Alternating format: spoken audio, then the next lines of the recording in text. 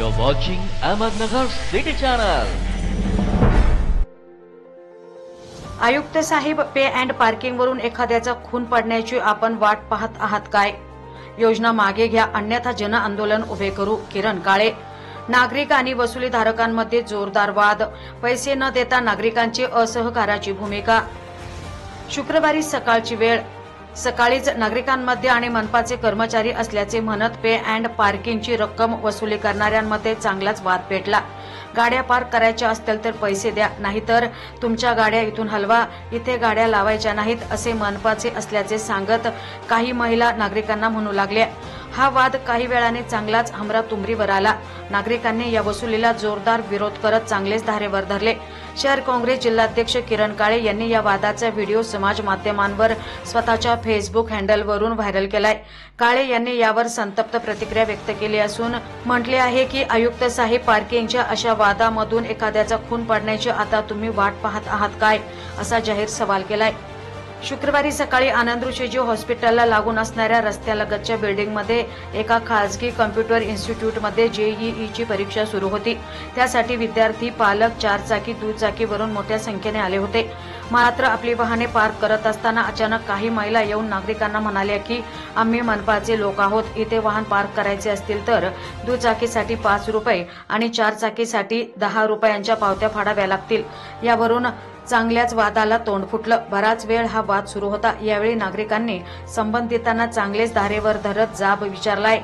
यावेळी पालकांनी ज्या इन्स्टिट्यूटमध्ये परीक्षा होती त्यांनाच जाब विचारायला सुरुवात केली. तुमच्या बिल्डिंगचे पार्किंग कुठे आहे?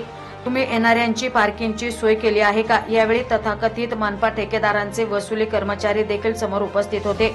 इन्स्टिट्यूट चालक आणि पालकांमधील या वादाचा व्हिडिओ व्हायरल झाल्यामुळे शहरभर हा चर्चेचा विषय झालाय.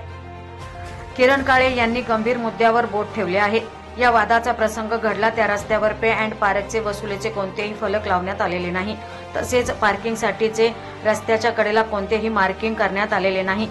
शहरामध्ये अनेक ठिकाणी हीच अवस्था आहे. त्यामुळे संबंधित कर्मचारी हे मनपाचे अधिकृत ठेकेदारांचेच आहेत की नाही हे देखील शंकास्पद बाब आहे.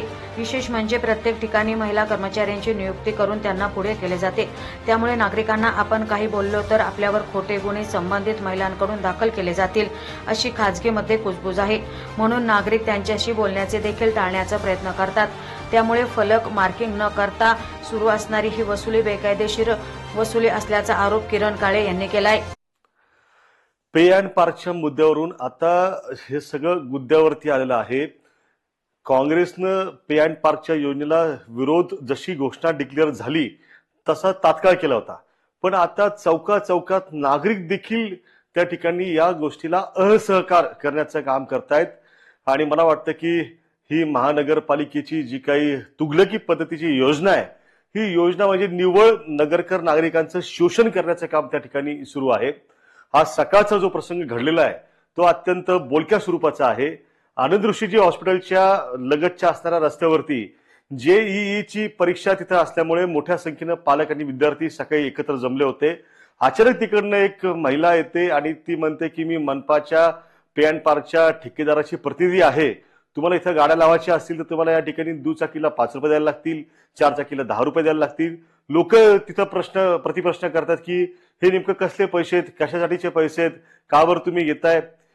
हे सगळी जी काही गुंतागुंत ती नंतर एवढी वाढली की त्या ठिकाणी ज्या इन्स्टिट्यूटमध्ये विद्यार्थ्यांचे पेपर होते त्या इन्स्टिट्यूटच्या प्रमुखांबरोबर देखील त्या ठिकाणी वादावादी तुतू मैम्याचा प्रकार सगळा त्या ठिकाणी नागरिकांचा सुरू झाला.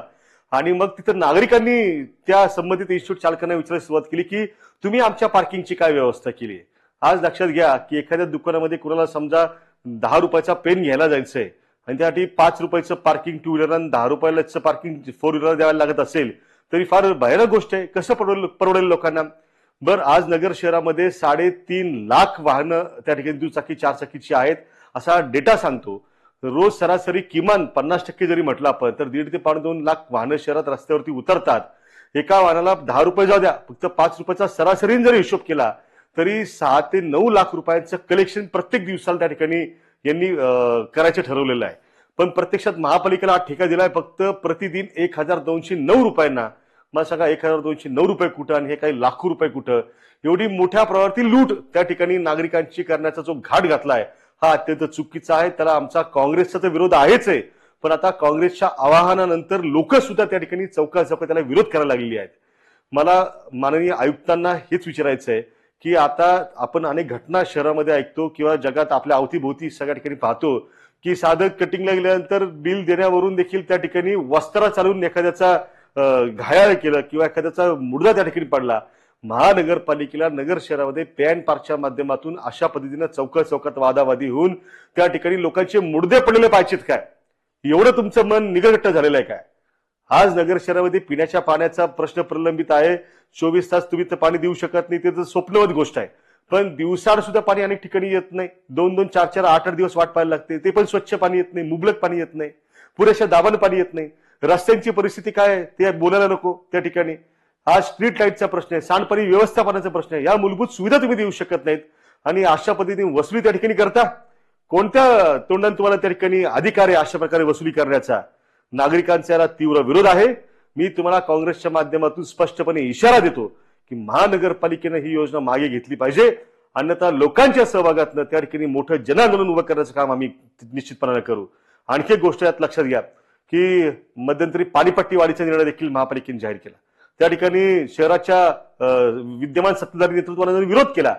मग तुम्ही त्या ठिकाणी सत्ता तुमचीच, सरकार तुमचं, राज्यात देशात सरकार तुमचं, प्रशासक तुम्हीच आणलेला, तुम्हीच पाणीपट्टी वाढ करायला लावता, मग तुम्ही जाऊन त्या ठिकाणी निवेदन देऊन पाणीपट्टी कमी करा म्हणता का? पे अँड पार्कच्या बाबतीत तिथं म्हणता नाही आलं की ही योजना बंद करा, चुकीची योजना आहे.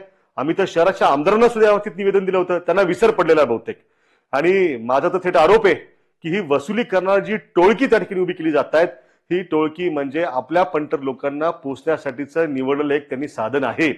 आणि त्या ठिकाणी मला खेदानं सांगावं लागतं की लोक आम्हाला सांगतायत की महिला भगिनींना त्या ठिकाणी जाणीवपूर्वक वसुलीसाठी पुढे केलं जात आहे. कुणी त्यांच्याशी हुज्जत घातली, वाद झाला, तर उद्या एखादी महिला कर्मचारी असल्याचं सांगून त्या ठिकाणी जर तिनं विनयभंगाचा गुन्हा दाखल केला तर तुरुंगात कुणी जायचं, ही सुद्धा भीती नागरिकांच्या मनामध्ये आहे. कुठेही पे अँड पार्कचं काही तुरळक अपवाद वगळता बोर्ड्स लावलेले नाहीत, मार्किंग झालेलं नाही आणि त्या ठिकाणी त्याचं जे रस्त्यावरती मार्किंग करायला लागतो, बॉक्स टाकावा लागतो, तो सुद्धा आखलेला नाही. आनंद ऋषीच्या रोडला देखील तसाच प्रकार सकाळी झाला. या घटनेचा तीव्र निषेध करतो. ज्या नागरिकांनी त्या ठिकाणी जागरूकपणानं असहकाराची भूमिका घेतली त्यांचं कौतुक आणि अभिनंदन करतो आणि महापालिकेला आवाहन करतो की योजना मागे घ्या, नाही तर जनआंदोलन उभं करू. आणि नागरिकांना आवाहन करतो की आज घडलेल्या पद्धतीने जसं नागरिकांनी असहकार केला तसा सबंध शहरामध्ये नागरिकांनी मोठ्या प्रमाणात असहकाराची भूमिका तिथे घेऊन या योजनेला आपला विरोध असल्याचं त्या ठिकाणी दाखवून द्यावं.